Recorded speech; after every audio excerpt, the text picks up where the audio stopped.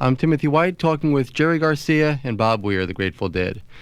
And the album that brings us here today is Built to Last, the New Dead LP, but it's the follow-up to 1987's In the Dark. And I'm wondering from both of you, did the Dead feel any pressure to follow up that enormous commercial success that In the Dark enjoyed? You gotta repeat. You guys are the champs, but you gotta repeat. We can't do it. We're constitutionally incapable of doing it anyway, so we don't even fight it anymore. We're constitutionally incapable of taking much seriously. You guys obviously have flourished for decades and never needed to think about something like a hit single. That's been very lucky for us. Yeah. It's really hard to tell whether it matters or not because, our audience has been growing kind of logarithmically anyway over the years, and it's whether the record did it or the audience did it is kind of hard to tell, When you don't release a record for 7 years and the audience is still growing, it's hard to tell whether at that juncture, now there's this many people who will buy a Grateful Dead record.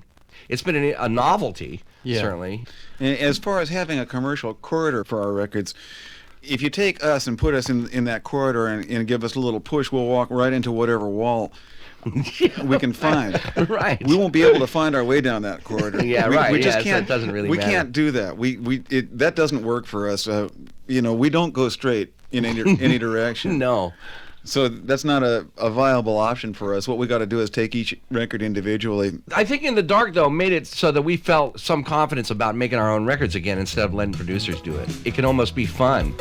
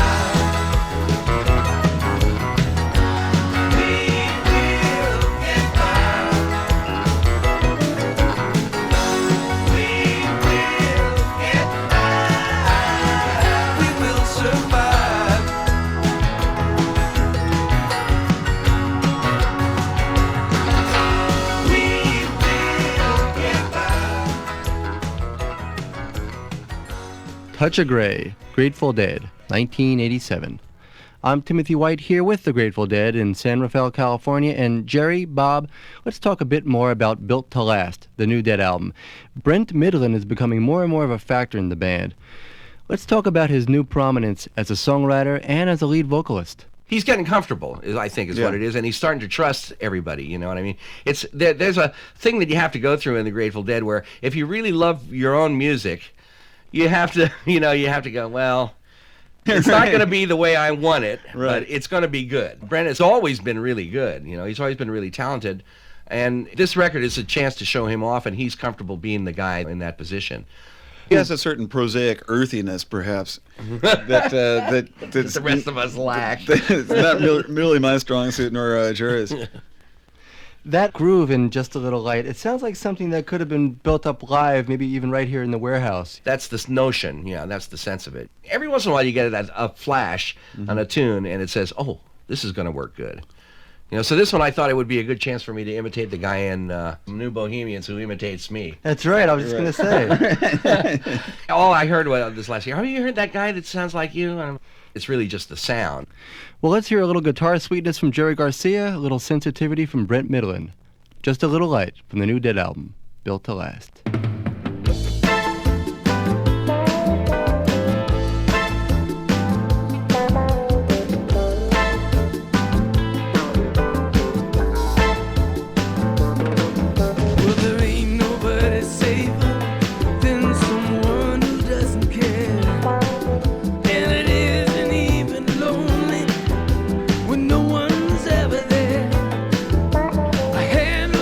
Dreams once, but someone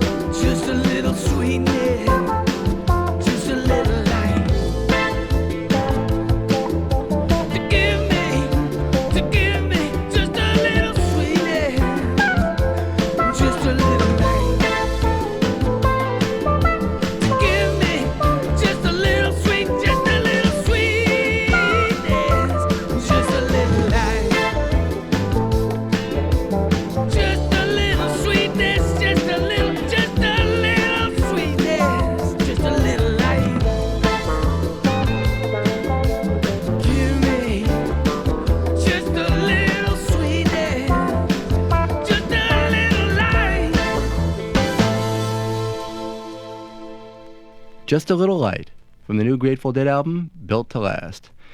Bob Weir, as you create your music, do you see yourself as a storyteller or as a reporter? Conjurer. Yeah, That's, more interesting than either storyteller or reporter.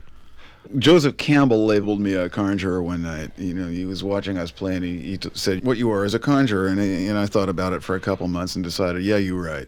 Yeah, Joe. Whenever he said anything, he was always right. Right. So I sort of see myself in that role these days. Magic is what we do. Music is the way we do it.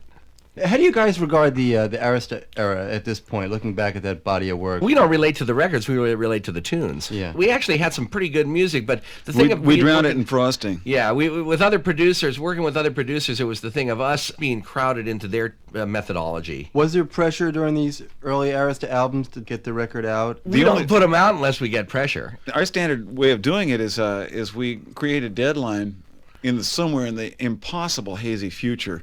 Right. But it's a real firm deadline, and we and then we schedule blow stuff it around out and then we just ignore it. We ignore it, right? And then the real deadline comes where we absolutely it's the sudden can't. death deadline. Right. We absolutely must. The world's going to end unless you make this deadline, and then we keep ignoring it until panic sufficiently motivates us to actually get to work, and we make most of our records in about a month and a half. That's us. And the last 3 weeks, particularly the last 2 weeks, are really pretty hellish. Oh boy.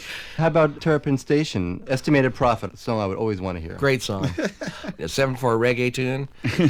Try that on for size. Don't try this at home. Don't try this at home. Don't try this at home.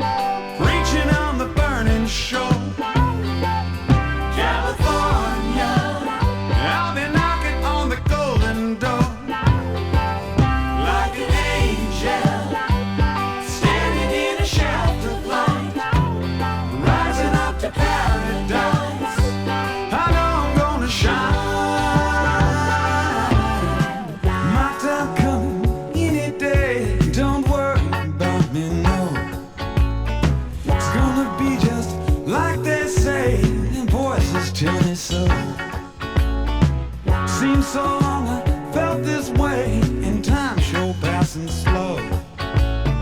Still I know I'll lead the way. They tell me where I go.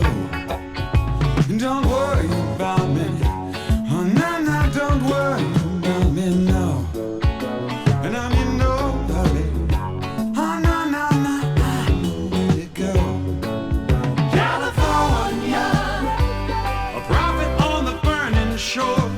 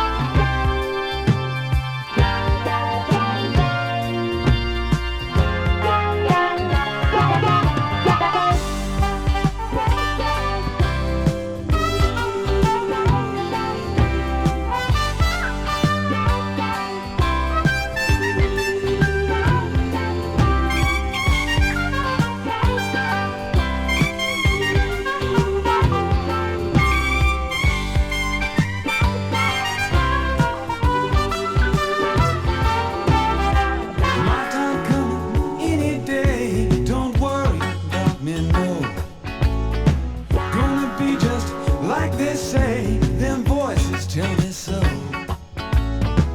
Seems so long I felt this way, and time sure passing slow.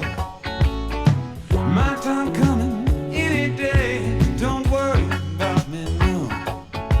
Don't worry about me. No, no, don't worry about me, no. And I'm in no hurry. Ah, no, no, don't worry about me, no. And I'm in no hurry. Ah, no, no, don't worry about me, no. And I'm in no hurry. Ah, no, no, no, I'm really good. Ah, no, no, no, no.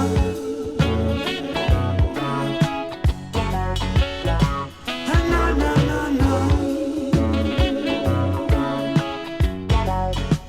No, no, no, no, no, no. No, no, no, no, no.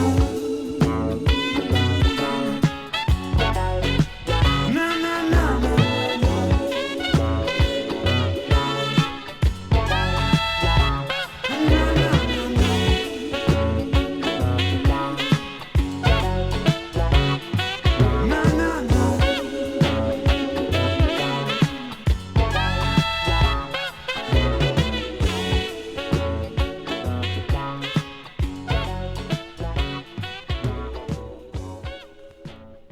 That was Bob Weir's Estimated Profit, the opening track from the 1977 Terrapin Station LP.